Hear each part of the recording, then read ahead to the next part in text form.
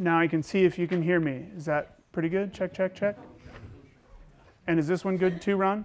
That one? Okay. Turn it up a little bit? Okay. Thanks for being here, everybody. I'm not as exciting as football. And yet, here you are. The title of my lecture today is The Meskwaki Nation, the Mines of Spain, and Why You Must Know Indigenous History. And so before we get in too far to this, this is how my lecture is laid out here. Indigenous history is American history, Red Earth people, gray gold and trauma and steps forward. But first, I think it's really important to begin all things with gratitude. And so I'm going to teach you some words here. So everyone repeat after me if you would. Leglun hijik, leglu, this is the one I know not very well. Leglu hinjige. Say that, and the K is a G sound. I'll say it one more time. Leglu hinjige. Okay, thank you. Leglu hinjige. Now we got it. Leglu hinjige. Now everyone say Gedi Pahipwa. Gedi Pahipwa. And now say Wawi Yamewa. Wawi Yamewa. You just said thank you in Iowa language, then we said it in Sauk language, and now we said it in Meskwaki or Fox language. And to echo Jennifer, I am humbled to be invited here to the Lyons Center in Mines of Spain. And if you are either staff or a volunteer here, could you please stand up? Or a board member, if you're a board member. And let's be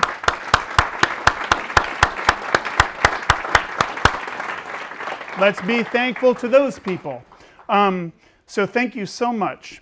Here in this corner of Turtle Island, which a lot of Native people call North America, you might know that we are in what many call the Driftless region. That's part of why you might love this park, the Mines of Spain.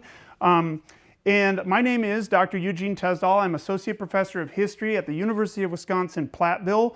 But you might not know that I'm also an Iowa farm kid. I was a younger person on a farm near Ames, Iowa. Also, over 2 decades ago, I actually worked for Silos and Smokestacks National Heritage Area, of which, thank you, of which this is part. I am also not indigenous. I am of Danish, Swedish, and Norwegian American heritage. Thank you. Manga tusen tak. But that's part of why I think it's important here. Indigenous history being American history, this does not mean that non-Native people own Indigenous history. That's not true. But we almost know it because it is part of the history of where we are. With that, really briefly, if you have a pocket-sized computer, and mine is over here, but that is to say a smartphone, if you would pull it out for a minute, would you do something for me here and navigate to a website which is called native-land.ca. native-land.ca. And I might have it on the next slide. I don't. native-land.ca. Are you getting there, or can you look on with a neighbor if you don't have a pocket-sized computer? Are you finding it? So if you navigate to native-land.ca, and feel free, if you're getting to that website, can you put in the zip code of a place you know? It could be the zip code of Dubuque, Iowa. But put in a zip code if you would.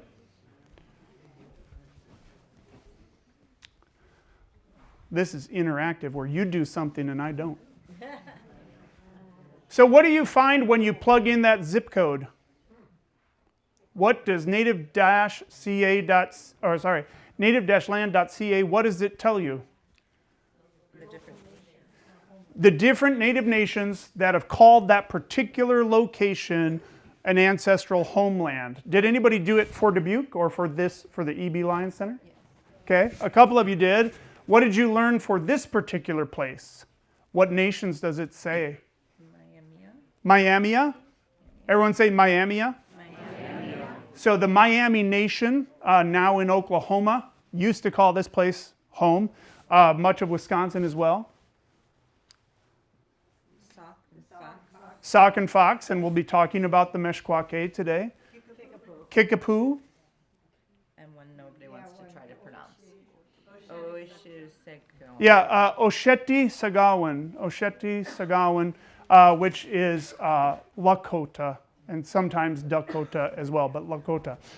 So having that many definitions for just here in Greater Dubuque, different Native nations have called this place home. What does that tell us about the history of Turtle Island and our little corner of the Driftless right here? Say it louder. They've moved around. Okay, some of those Native nations moved around. What else does it tell us? Very fluid. Fluid. Spaces have been contested. That's important.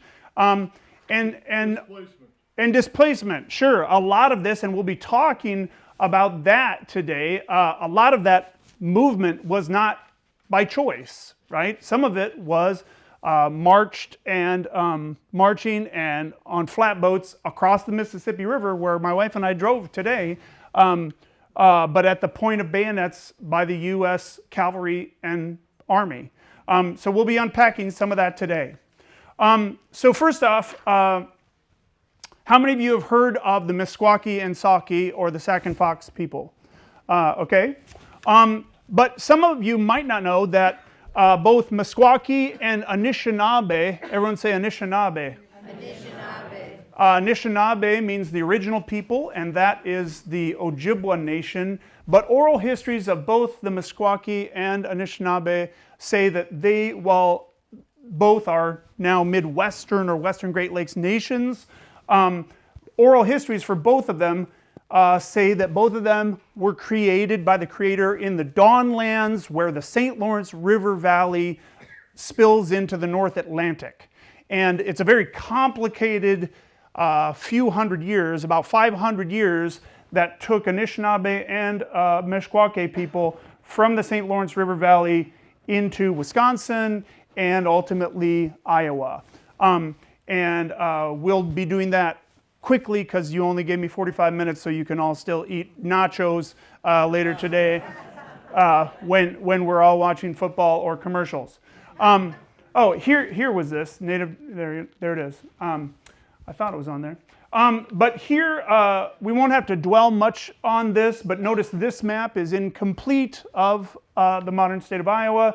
As some of you found on that website, the story of native land in this very space where I'm standing today is more complicated than this map. Also, here is a map. If you don't know the website, WisconsinFirstNations.org.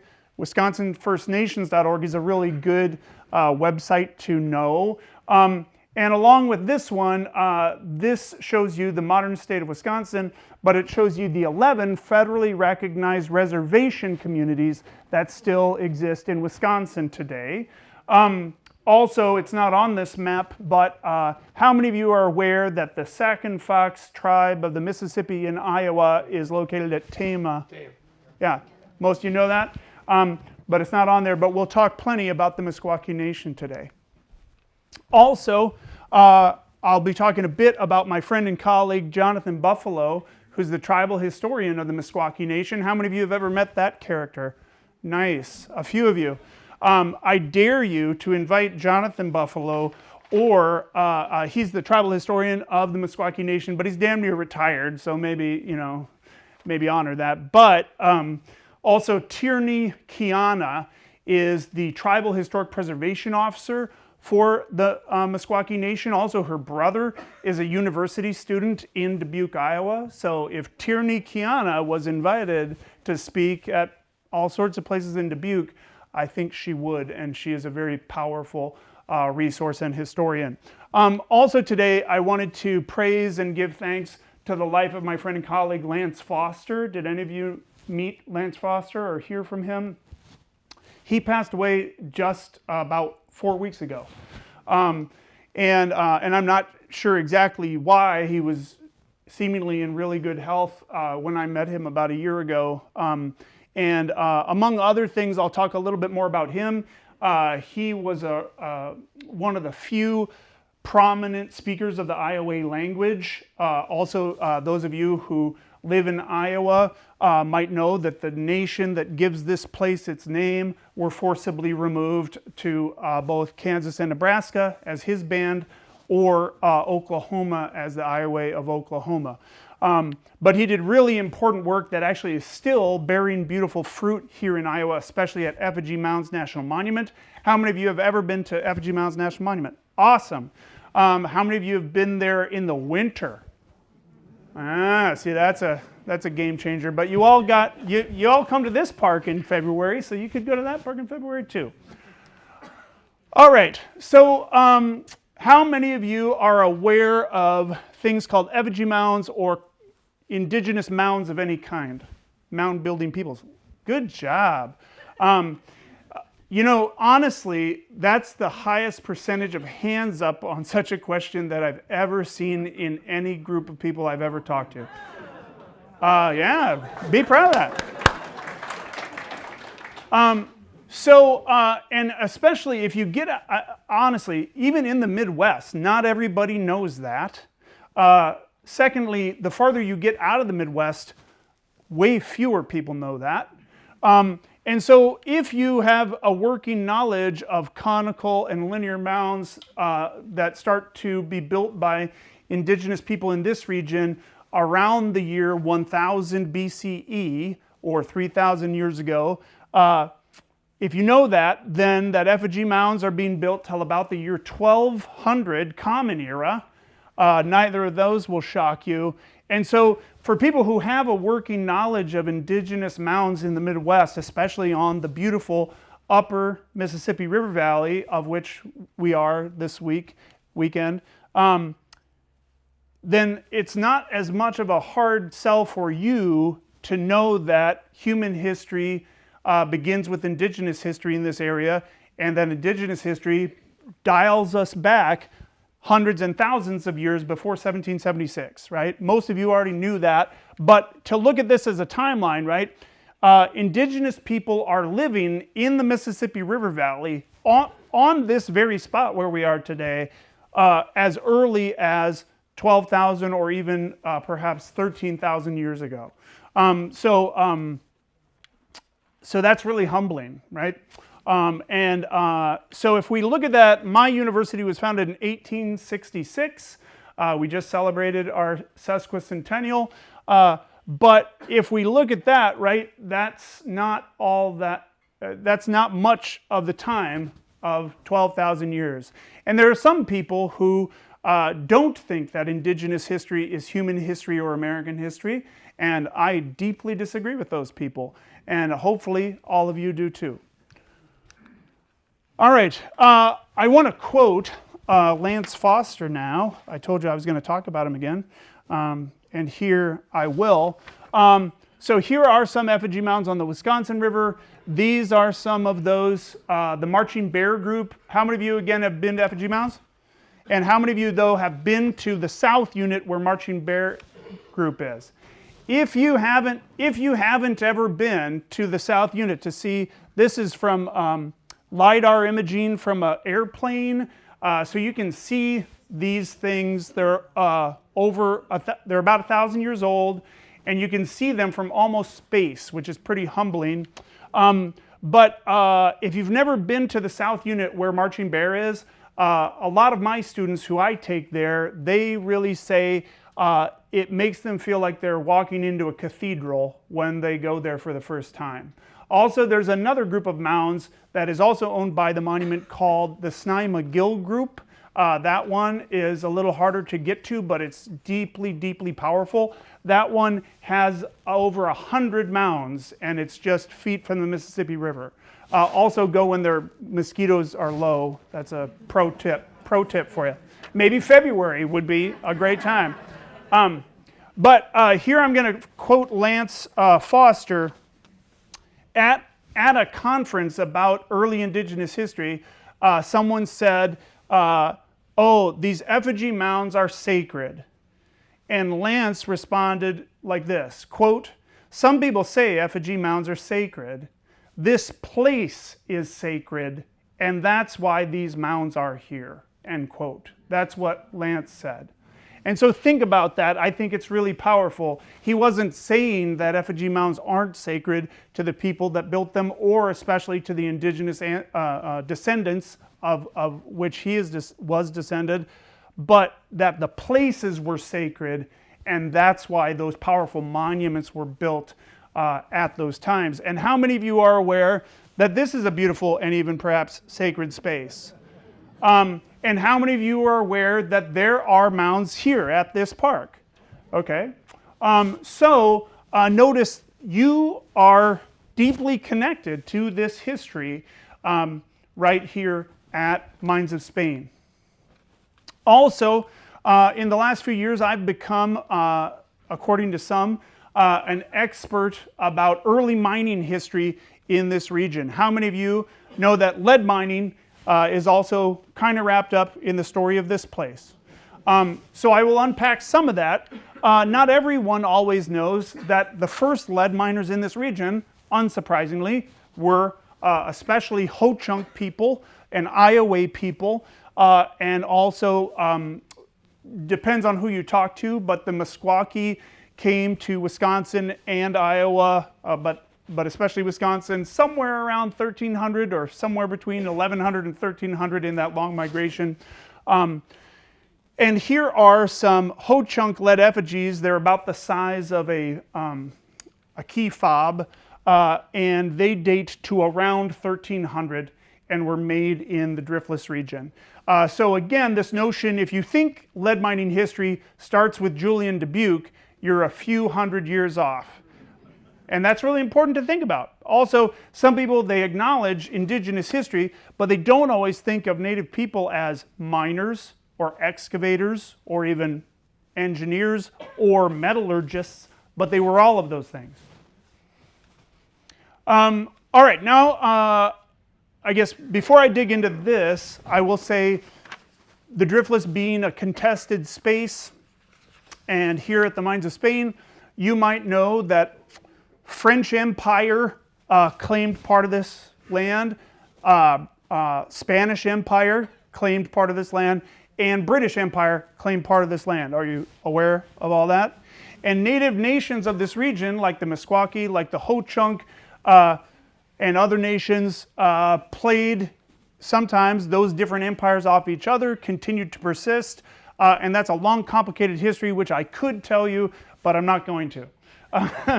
So, by 1787, however, how many of you vaguely recall a thing called the Northwest Ordinance?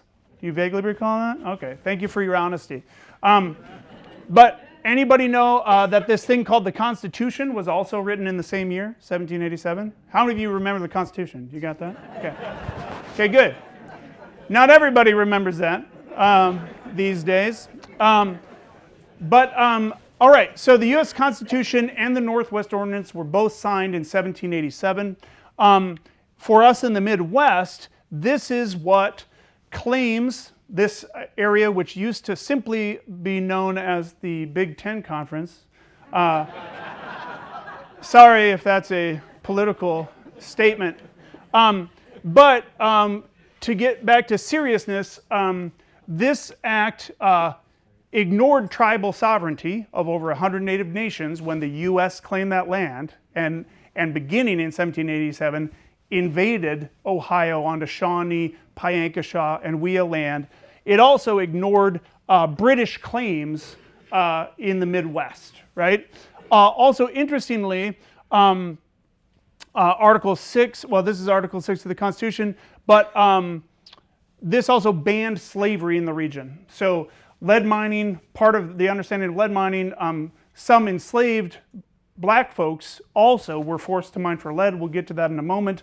But slavery was supposed to be illegal according to that Northwest Ordinance. Also, according to that Northwest Ordinance, or more so this Constitution thing, the Constitution still today reads, quote, "All treaties made or which shall be made under the authority of the United States shall be the supreme law of the land," end quote.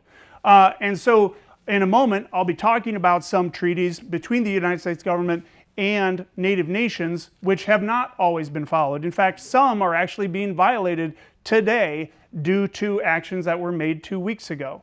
That's pretty interesting. How many of you, though, let's talk about a less incendiary treaty. How many of you have ever heard of the North American Free Trade Agreement? Okay, although some people don't like that one these days anymore either. But, you know, treaties like that one, that's a treaty. For a long time, that one was not seen as controversial. Most treaties, like also the North Atlantic Treaty Organization, NATO, not everybody likes that one these days. But notice when we talk about indigenous treaties, they're as legitimate as all these other treaties that are usually not seen as controversial. So now let's talk about this guy. Anybody seen that guy or this very picture of that guy? So this is Eugene Dubuque. So in 1788, Eugene Dubuque signed a treaty with various members of the Meskwaki Nation at Prairie du Chien. One of the main leaders, La Petite Nuit, Little Night. Also another one was Kettle Chief, known as Kettle Chief. Do you see anything wrong with Eugene Dubuque signing a treaty with the Meskwaki Nation in 1788? Any of you who know that Constitution thing? What's wrong with that, ma'am? He doesn't have the authority to do it. He's a person. He doesn't have the authority to make a treaty with a sovereign nation, right? By definition, treaties are between sovereigns, right?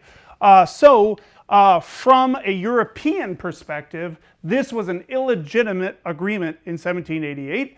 Also, many Meskwaki and Sauk people still today question who truly gave Little Night or Kettle the authority to transact that treaty. Also interesting there, so Kettle Chief reference there, kind of on the banks of the creek, really near here, Catfish Creek. Notice it's signed at Prairie du Chien. Anybody been to Prairie du Chien? But do you see something interesting about signing a treaty about this place at Prairie du Chien? So that's kind of interesting, right? And treaties are sometimes signed in Washington, D.C., or signed at The Hague, or signed at various places, but they're far away. But that location is also questioning the legitimacy of that original document. So that, however, opens lead mining in this region for Eugene Dubuque. He, by the way, spoke French and was francophone and was born at Trois-Rivières in what we today call Quebec, but he was a Spanish subject when he did that. If you didn't know, I'm sure not everybody knows that in the Dubuque area, but he was a French-speaking subject of Spain, which is kind of funky, right? And that's a very complicated part of this story. But he launched this lead boom, which absolutely transformed this area, not just its economy, but it's not really good for the earth to pull huge chunks of mineral out of the ground.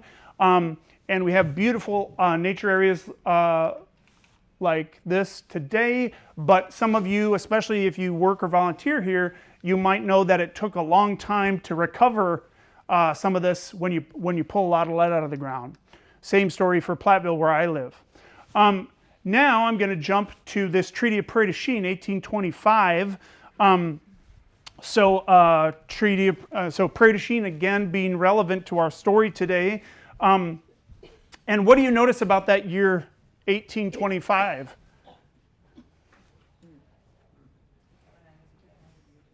Say it louder. Iowa became a No, that's, when's that? 1846. 1846, 2 years before Wisconsin. Good job, Iowa.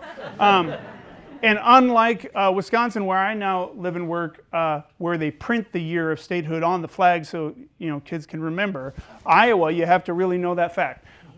So no shade if you didn't know that, but I was just going for 200 years, right? 200 years ago, Treaty Prairie du Chien, 1825. So the U.S. descendant communities of Native nations who signed this treaty gives us over 30 nations today. So that's a lot of Native nations. Chief among them are the Iowa and the Sac and Fox and the Ho-Chunk, but also the Menominee and many, many communities of Lakota and Dakota. And the U.S. government sells the Treaty of 1825 to Native communities, particularly to the Ojibwa and the Dakota who had been warring with each other right before this and after the War of 1812. They say, oh, hey, come to Prairie du Chien, we'll give you gifts, we'll sign this paper, and we're going to give new reservation lands to all of you so that particularly the Dakota and the Ojibwa will stop killing each other. So that sounds good, right? However, why were the Ojibwa and the Dakota in such a close proximity that they were competing for things? They've been pushed there. They'd already been pushed there by some of those European empires and by the federal government of the United States already itself. So this is, in some textbooks, is still said, oh, this is such a benevolent treaty. It's a very hurtful treaty that ultimately, while this guy started that lead boom in 1788, it was pretty small, but after this Treaty of 1825, you have this lead rush that between especially 1822 and 1829, pretty much every single community you see here was in some way founded due to that lead boom. So Platteville was founded in 1827, Mineral Point was founded in 1827, Dodgeville was founded in 1827. It's a big year. And Galena, Illinois was first called Fever River, but it had been founded in 1822. But notice, most of those communities were founded after this treaty, and that was not a coincidence, right? Also, lead mining on, especially Ho-Chunk land, after the Treaty of 1825 is a clear violation of the Treaty of 1825. And so it's also clear that the federal government was not going to enforce this treaty, and it wouldn't. So notice there were several other treaties made at Prairie du Chien, Treaty of 1829, and you can see that Ho-Chunk lands get smaller and smaller. Again, here's all those communities with pickaxes crossed, showing that they are active areas of either lead mining or lead smelting. Here is a view of the Treaty of Prairie du Chien 1830, and once again, what is happening to those lands? They're getting smaller and smaller, right? Also, this guy is Henry Dodge. Perhaps you've heard of his name. Dodgeville, Wisconsin, Governor Dodge State Park. We're at a Iowa DNR site here today. So Wisconsin DNR runs that park over at the town that has his name. But Henry Dodge, interestingly, there's a movement right now. Some people don't like that that park is named after Henry Dodge. Among other things, Henry Dodge trespassed on Ho-Chunk lands when he started smelting and mining lead at Dodgeville in 1827. One very prominent Ho-Chunk leader, Karumna, he complains to the Indian agent and says, and this did a funky thing with your computer and my computer, but I can read this. He said, "We did not expect this trespass and we want to know when this will stop," end quote. And notice that kind of sounds like a diplomat who is grumpy about the violation of a treaty, right? Because it is. That's exactly, he was promised by the federal government that that was not going to happen, and yet it was permitted to happen. Also, Henry Dodge he brought 5 enslaved people with him from Missouri in 1827. Their names were Tom, Joe, Jim, Lear, and Toby, and he enslaved them illegally from 1827 to 1838.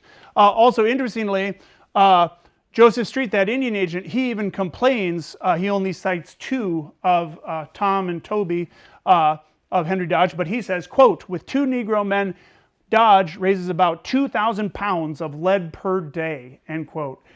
So a ton, that is literally a ton of lead every day, and that's quite a bit of ore to get out of the ground in one day, especially for 2 men. It's in fact seems superhuman. But notice, it's interesting, so the Indian agent is listening to people like Karumna, who's complaining about Dodge. He then says, yeah, and Dodge is here, he's mining, and more miners are flocking to this place called Dodgeville. It's causing problems with the Ho-Chunk Nation, and he's doing it with enslaved men. And interestingly though, Joseph Street was himself illegally enslaving a woman named Patsy and her husband London in Prairie du Chien at the very time he was condemning Henry Dodge for enslaving people at Dodgeville. Also, you might know that Bishop Loris in this very town was benefiting from the enslaved labor of a woman named Marie Louise, who he had purchased in 1836 in Alabama. Did you know this? So he purchased her in 1836. It was with her labor he would rent her out to other enslavers, and he used those funds to partially found the seminary that now is the college that bears his name. So this is a very complicated history that you jumped into here when you thought, hey, I'm going to learn about the limestone at the park today. History's kind of like that. It's complicated. So how many of you, is this more in your mind, the Indian Removal Act of 1830? Any of you recall that? Some of you don't, and that's all right. When you hear of the Indian Removal Act of 1830, what region of the United States comes to mind, usually? Oklahoma? Cotton country? The South. North Carolina, the South. A lot of people kind of think of Georgia, Tennessee, North Carolina, South Carolina. So this is the place, Trail of Tears, right? How many of you think of that? So, and that's good. I mean, that's relevant to think about when we think of this act. But notice, I'm not going to dial us back a couple slides, but that Treaty of Prairie du Chien, 1825, right? Look here at this map, right? Fox or Meskwaki, also Winnebago, an offensive term for the Ho-Chunk. That's wrapped up all in this, right? And those 4 treaties signed at Prairie du Chien were all a prelude to this national act, and this national act then really strengthens the hand of the U.S. government in Wisconsin, but also then Iowa's still 16 years away from statehood, but it's burgeoning on territory status right when this is passed, right?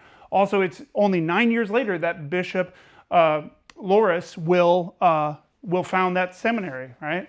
And this is all connected to that. It's also wrapped up in this, while this is horrible and horrific, and this is an uncomfortable true part of American history, there are some really inspiring parts of what especially the Ho-Chunk Nation and the Meskwaki Nation do in the face of the Indian Removal Act, and we're getting to them soon. But now before we get to the so-called Black Hawk War, but in 1832, a man named Michikakiak, which means Little Black Hawk, he comes back from trying to negotiate a treaty with the British at Canada, and when he comes back, a rival leader, Keokuk, has cut a deal with the U.S. government and says, all the Sac and Fox will move down here at Fort Armstrong, which is the Quad Cities, and Black Hawk comes to his village, Sauganac, and says, oh, hey, sorry, you know, this isn't yours anymore. And what follows that summer of 1832, ending in a terrible massacre at a place called Bad Axe Creek between Prairie du Chien and La Crosse, Wisconsin, that's what leads to Black Hawk's imprisonment. He also gets paraded on the East Coast in 1833 before he does move with the Sac and Fox, most of them, to Agency, Iowa, and then and dies in 1838. Get out of here, co-pilot. Let's see. Is this working? It's not. Well, I know, but my mouse is not showing up. Yeah. Or maybe push this. There. Batteries Got were it. loose. Got I it. got it. Okay. Batteries are loose. Woo! All right. Thanks, Ron. Clap, clap, clap. All right. So also, I'm getting now to the inspiring part, though, but there's a little heartbreak first. So the Ho-Chunk Nation, two major removals of the Ho-Chunk Nation from Wisconsin, one in 1825 and one in 1836, on both sides of that Indian Removal Act of 1830. And so do some of you know some of this forced expulsion story? So do any of you know that there was a real dynamic Ho-Chunk leader named Chief Wakan Decorah? Do you know those names, Wakan and Decorah? And I went to undergrad at Luther College in one of those towns. But notice, some people say, and we'll talk about it here too, here in Dubuque and other places in this area, you might know that there are also things named for Black Hawk, right? Black Hawk Avenue, Black Hawk this, Black Hawk Community College. So some people have said, oh, Wakan and Decorah, these must honor this native leader. That's kind of like, hey, we beat this guy. Now we're going to name our town after him. And that's the similar thing which is still done with Black Hawk's name.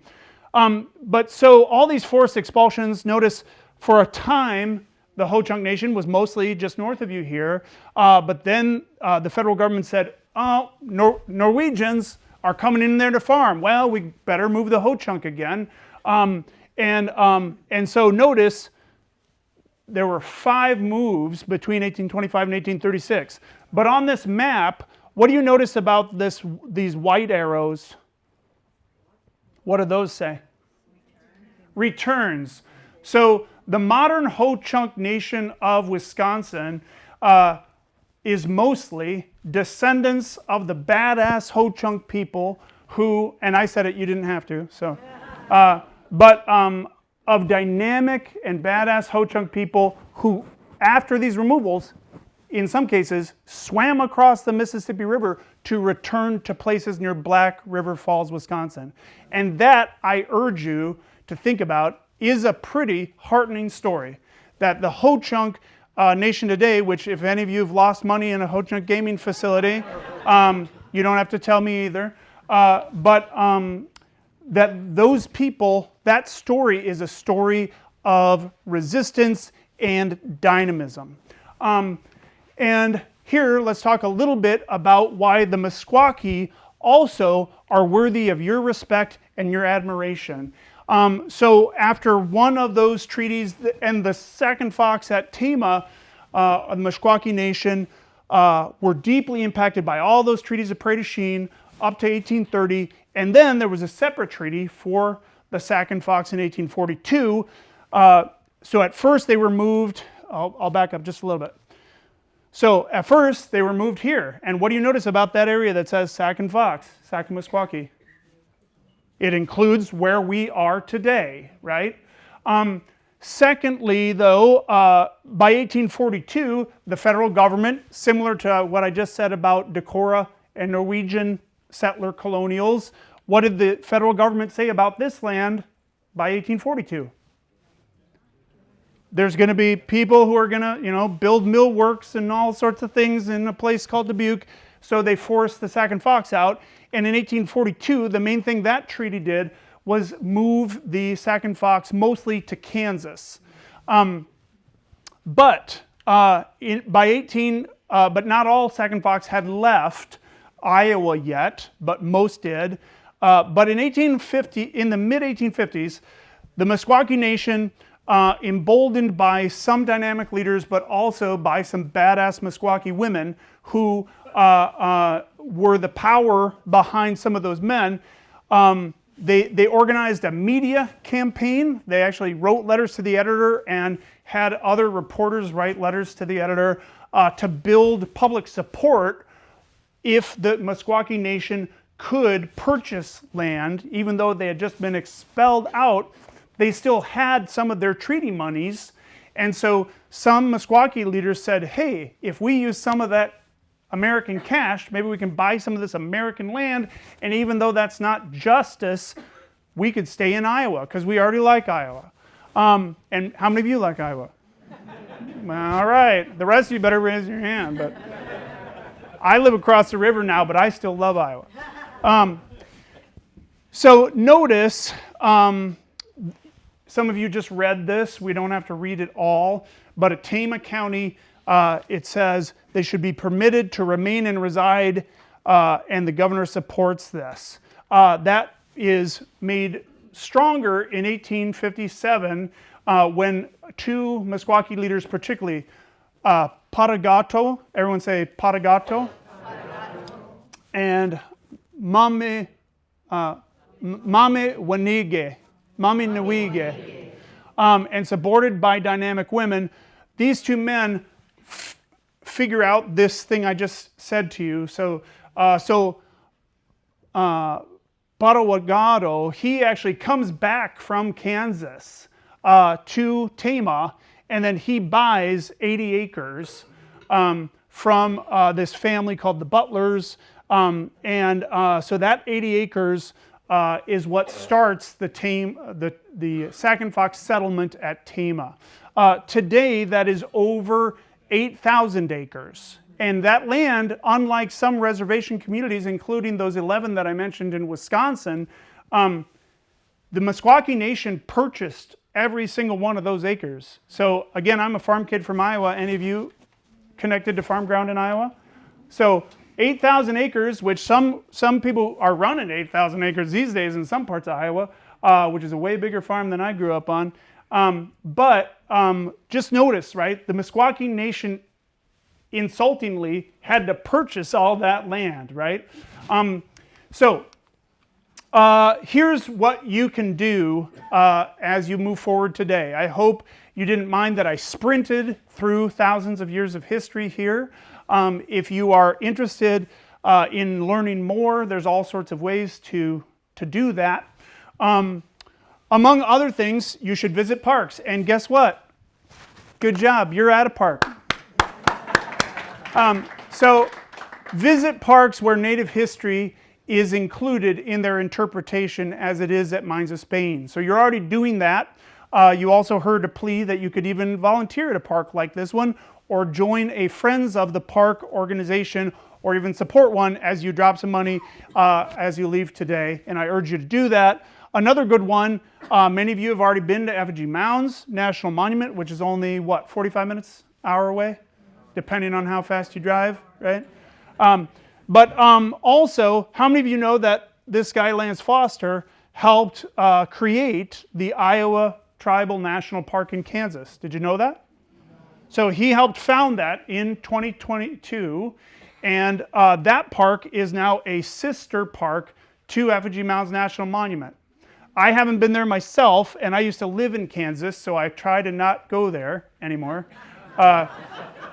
Thank you. That was a Kansas joke. But I don't know about you, but I want to go there to support the Iowa Nation that stewarded this land that we're on today for so many centuries. And that's one thing you could do. Also, I suggest that you should respect your neighbors. Some in this room might say we should love them as ourselves, or even better, how they want to be loved. One of your neighbors is Dina Kiana. I also mentioned that Tierney Kiana is the Tribal Historic Preservation Officer for the Sac and Fox Meskwaki at Tama. But Dina Kiana, as you can see here, is the high school Meskwaki settlement high school basketball coach, boys basketball coach. Anybody heard of her before? So here's something that you might think about too. She's a pretty winning coach. Her record is not perfect. She's the only woman who's the head coach of a boys basketball team in the entire state of Iowa. And I urge you to think, you feel however you want to about that information, but I told you that dynamic Meskwaki women made possible the survival for the Meskwaki Nation in Iowa, and this dynamic Meskwaki woman is still carrying it well into the 21st century. Another thing you could do would be to, you can't go here right now because it was damaged by smoke. They're rebuilding the building next to them in Tomah, Wisconsin.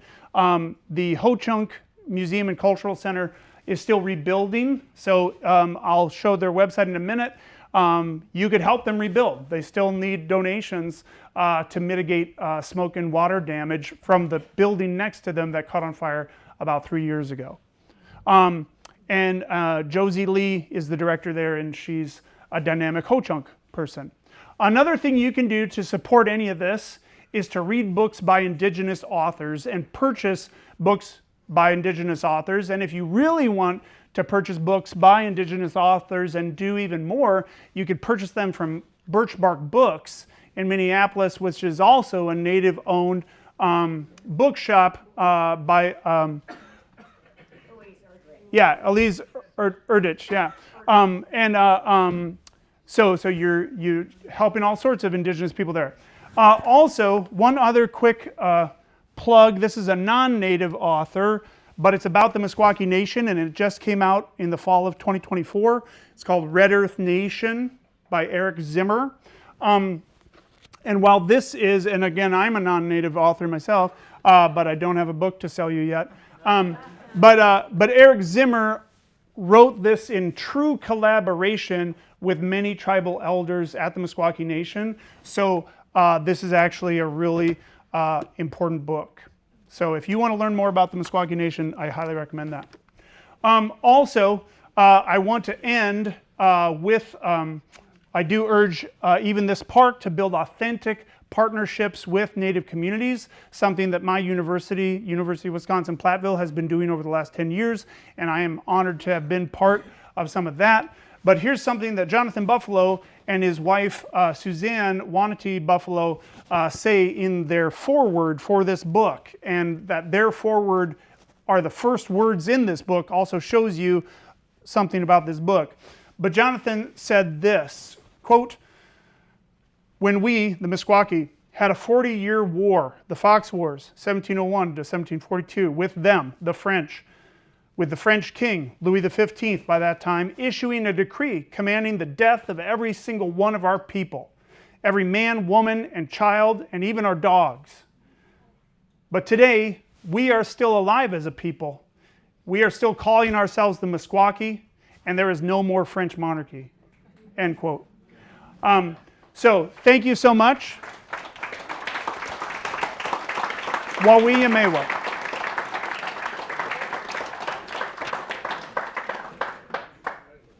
Wawi Yamewa, again, thank you. I probably am over time, but until they kick us all out, if anybody wants to ask questions, you could. However, a friend of mine likes to remind us that questions are A, respectful, and B, they end in a question mark. And he's sitting back there. Yes, ma'am. Where does the name Driftless area come from, and what does that mean? Sure, that's a great question. And driftless is a geology term, so it means the glaciers didn't pass here, right? Which is why we have more limestone and more pretty hills, right? And also, apparently, some geographers recently said, and this is kind of a political thing, apparently there's some big statement now that maybe some parts of Iowa here aren't as driftless as they used to be. But I won't go into all that, but there you go. So it has to do with glaciers and then the lack of glaciers. Yes, ma'am. Oh, her first and then you, sir. Why were so many treaties signed in Prairie du Chien? That's a good question. The quick answer is, the French arrived at Prairie du Chien in 1673, and it was a thriving but small village by about 1710. And so that's where once British and Spanish and then American people move in, that was already a community, and they took it over So then that's where basically everybody builds their forts. The main U.S. fort that was up there in the 1820s was called Fort Crawford. Part of it still exists today as a museum, but that's the quick answer there. And it's where a lot of business people were also, interestingly, buying and selling tracts of land. They were also buying and selling steamship contracts and also soon rail contracts, all at Prairie du Chien. But good question. Yes, sir. The mountains along the Mississippi were eroded in floods a few years ago, were threatened. Uh-huh. Now they're protected temporary. 2026 or 2027, according to your new, doing a major protection thing on that. Yeah, are you talking about the Snai-McGill group? Yeah. So the Snai-McGill group, which is again the part of Effigy Mountains that almost nobody goes to. So even if you've been there, you might not have been to Snai-McGill. But this is absolutely true. And interestingly, funds through the Army Corps of Engineers, through the National Park Service, that was a real hard thing to get. The current leader of Effigy Mountains is called Susan Snow, and she's working hard as an advocate for you and all Americans to preserve those resources, and yes, that is happening, so it's exciting. Also, along with things like Indian Health Service and the Department of Indian Affairs, Bureau of Indian Affairs, the National Park Service has had various funding freezes in the last 2 weeks, so have a lot of those indigenous offices, and again, there are probably lots of opinions about that, but if you think natural resources or native history are important, then maybe you should tell somebody about that.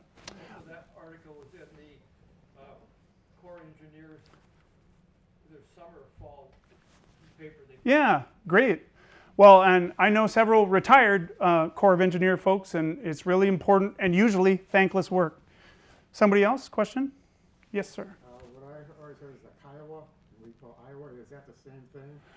No, those are separate nations, although the Kiowa and the Iowa, or the Iowa, depending on which group of Iowa you talk to, they pronounce it differently, but are distant relations, Kiowa and Iowa.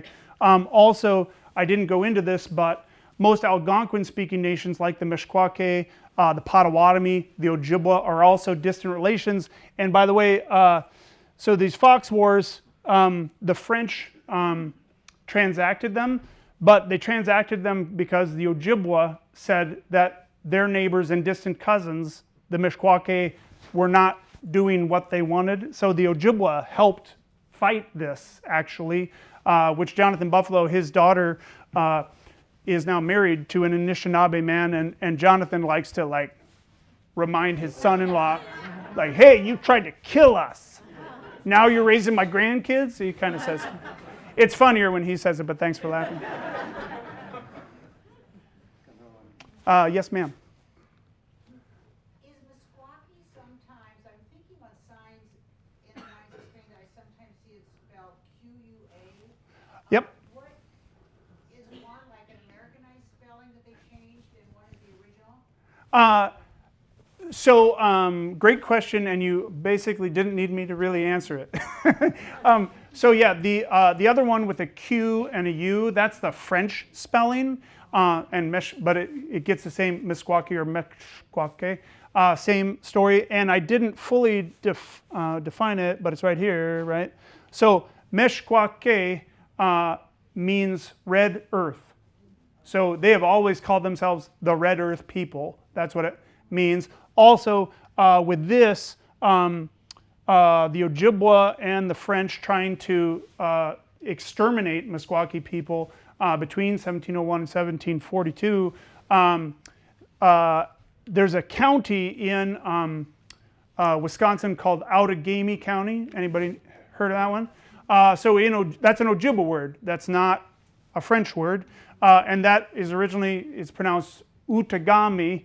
And some people translate it as people who live on both sides of Green Bay. So the Meskwaki were living there, but the real word Outagamie is similar to the word that Ojibwa people call a fox. It means like kind of hard to predict.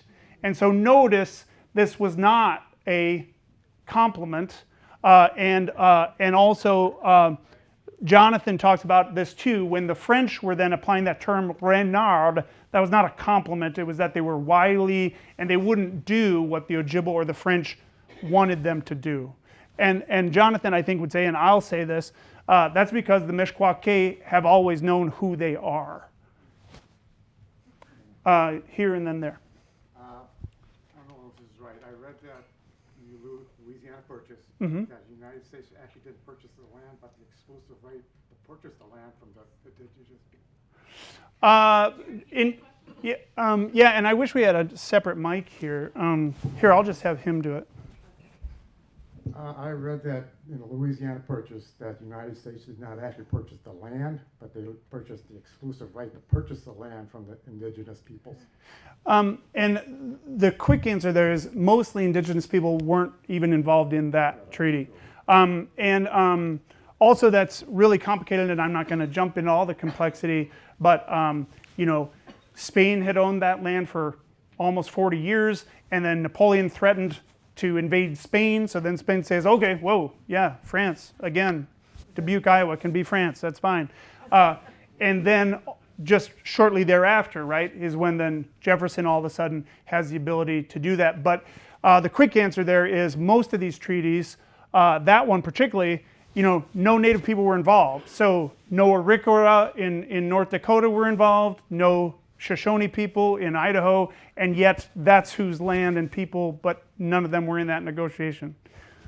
Another one, yeah. In regard to the earlier question about the driftless area, Mm-hmm. in your interrogative form, did you know that would be T.C. Chamberlain, under the auspices of the first geologist of Wisconsin, Latham, Mm-hmm. is the person that coined and invented that phrase, reference geology of Wisconsin. Okay, thank you. Yes, sir. Is it true that every treaty with the unions was broken? No, I don't think that is a true statement. In my understanding of treaties, and again, you may or may not know that there are over 540 sovereign indigenous nations in the US and Canada, and then hundreds of treaties signed with them over the years. Although some of these treaties actually have never been violated until 2 weeks ago, which is kind of, in my estimation, a pretty sad piece of commentary. So not all treaties have been violated. I have friends who are Ganienkahaga, which is how the Mohawk Nation call themselves in upstate New York. So Ganienkahaga, in fact, they, due to a treaty in the 1780s with the federal U.S. government, the Treaty of Onondaga, which somebody in the audience used to live there and occasionally touch a copy of that treaty. They get a piece of white wool trade cloth every year, along with some treaty payments. At least that was true in August. They also get a piece of cloth, and the federal U.S. government is honor bound to both give the money and the cloth every year. And that seems like perhaps an outdated thing, but a lot of my Mohawk friends, they make things with that treaty cloth, as they call it, and that still really means a lot to them. So some of those things are still honored. Yes, ma'am. Understand that in Dubuque, the U.S. Army kicked out the whites several times and protected this from infringement by the whites. At times, that has certainly been said, and also, if anybody's ever been to Fort Atkinson, which is also a DNR site, not all that far from you, that you could say that was true at some points, but then permitting whites to come in really quickly thereafter also follows in both cases. But it's true, it's complicated. History's complicated. Yes, Mike? You mentioned an indigenous, I think, Meskwaki student that attends a university here that might be a potential speaker. It was his sister. He is here, and I don't know his name, but his last name is Kiana. But his, and I don't know if Dina Kiana is his mother, or his aunt. But the one I mentioned is Tierney Kiana. Tierney Kiana is the Tribal Historic Preservation Officer of the Meskwaki Nation, and she does sometimes come to watch track meets. I can't remember if he's at University of Dubuque or if he's at Loris or where he's at, but he's on the track team. And so he's also then competed and won at Platteville. There you go. Yes? What exactly happened 2 weeks ago was an executive order, and what was the nature of that order that, in other words, that you say is broken treaties? Yeah, so I don't want to get too deep into this, but lines between history and politics and life are often fine lines. The quick things that I'm talking about there are funding freezes for Indian Health Service, for the entire Bureau of Indian Affairs, and also for Indian Child Protection Agency. And so those three things are not completely dependent upon federal funding, but it's a real significant part. And yes, it was in several executive orders that completely stopped those things from happening, and part of what I was talking about there is then when some of those funding things go away, the ability for different federal agencies to honor, say, treaty agreements, some of which have been going on for over 200 years, was stopped for the first time ever. And in other cases, it wasn't remotely the first time those things stopped, but that's what I was talking about. Thank you for the question. And you, ma'am, right here in the front? Yeah? You speak so fluently in Native American. Can you actually speak to them in their language? Well, I thought you were just talking about my ability to speak English fluently, which not everybody would agree with you. But no, I speak no native languages fluently, but I can compliment and greet people mostly in Anishinaabe-Moan, which is Ojibwa language. And years ago, I worked as a national park ranger at Grand Portage National Monument, which is in northern Minnesota. Anybody been to Grand Marais? Okay, you got to go 33 more miles north to get to Grand Portage. And so if you ever make your way that way, say for a fishing trip, go to that national park. It's amazing. It's a national park on an Ojibwa reservation. So Native American park rangers were my main colleagues, and some of them are still now my friends 20 years later, which again, more than my English skills, that's impressive. So that's why I don't speak any Iowa. That's why I really tripped on the Iowa word, but I mostly know a few words better than some people, that's all. Yes, ma'am, in the back, and then sir right there. I think you said that Winnebago was an offensive term for the Ho-Chunk. Can Yeah. you explain that more? Sure. Everyone say Ho-Chungara. So Ho-Chungara means people of the sacred voice. And like the Meskwaki, the Red Earth people, the Ho-Chungara have always called themselves that. And depending on who you talk to, when did earlier native groups truly start speaking modern Ho-Chunk? It was somewhere, at least in the vicinity of the year 1000 Common Era. But Ho-Chungara has been spoken, again, even not all that far from here, for about 1,000 years. But Ho-Chungara is then shortened to Ho-Chunk. If we had more teenagers here, we do have one kid here who thinks I've been talking too long, and I agree with him. But a lot of people might say, teenagers would say, Ho-Chunk rhymes with blow chunks, or sounds strange, but that's where that word comes from Ho-Chungara, people of the sacred voice. Once again, and it's interesting because I know and love Anishinaabe Ojibwa people, but the Ojibwa gave this term, and depending on what Ojibwa person you talk to, it's also the French's fault, so that's common to what we talked about a moment ago. Also, my wife and I used to live and work in France, so you can, maybe I'm part of the problem too. So, so when the French get to Green Bay in about the 1680s, they are told by Menominee and Ho-Chunk people who they meet, But Menominee and Ojibwa people tell them, oh, those people over there, they live where the water smells bad. And so Winnipago is what, so that means kind of stinking water place.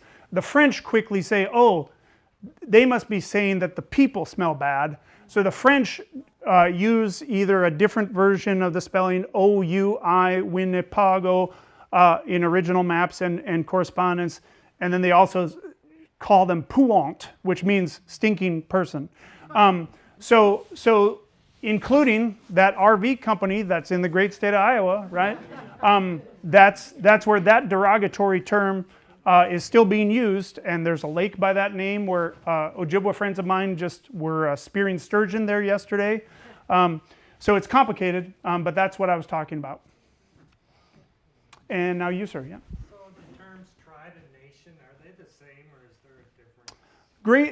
Great question. And I'll tell you, a friend of mine who is Bad River Ojibwa, something that he often says,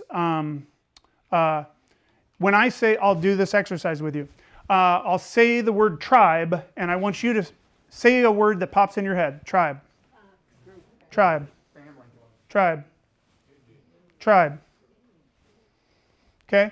Now I'm going to say the word nation. Say a word that pops in your head. Nation.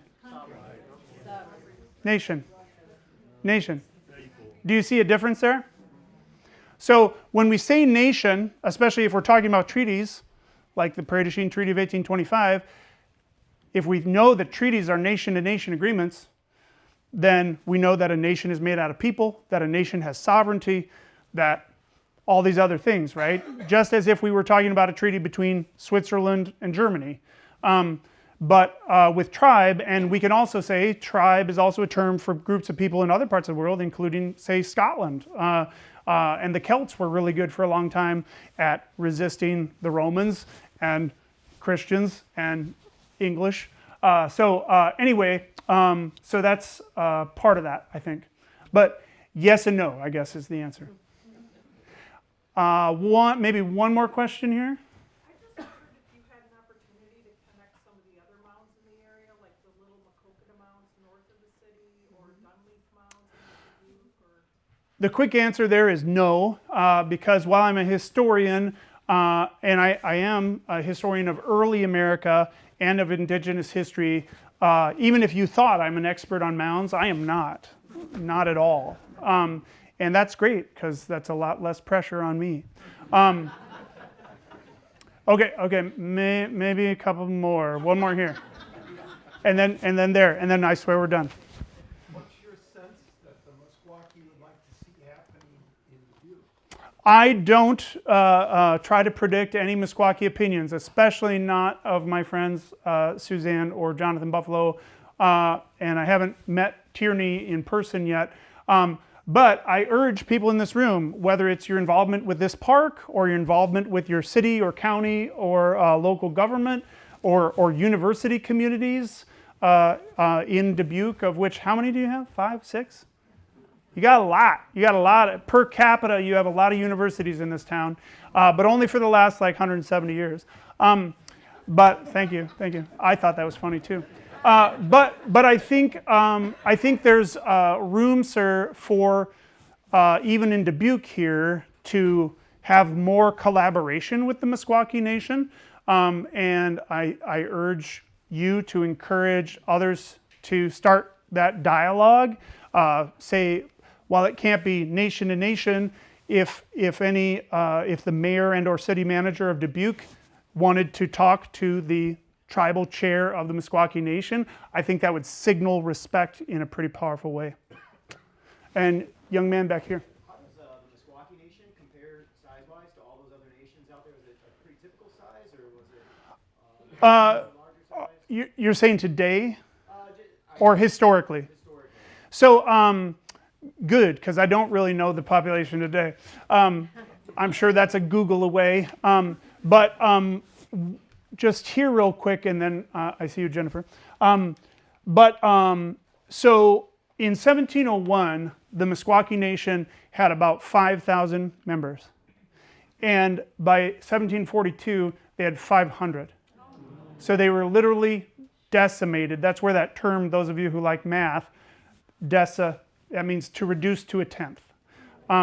So they were decimated by the French and the Ojibwa. Again, Jonathan, I won't go into this, but he's also very proud, right? He's like, I'm still here. So that's what happened there. And today, whatever the nation population of the Meskwaki is today, is I think above 5,000.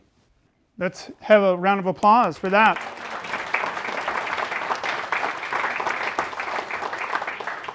And so I think that falls under this, right? I urge this park and everybody, build authentic partnerships with Indigenous communities and Indigenous experts, not just guys in bow ties. That's really good advice. Well, thank you so much.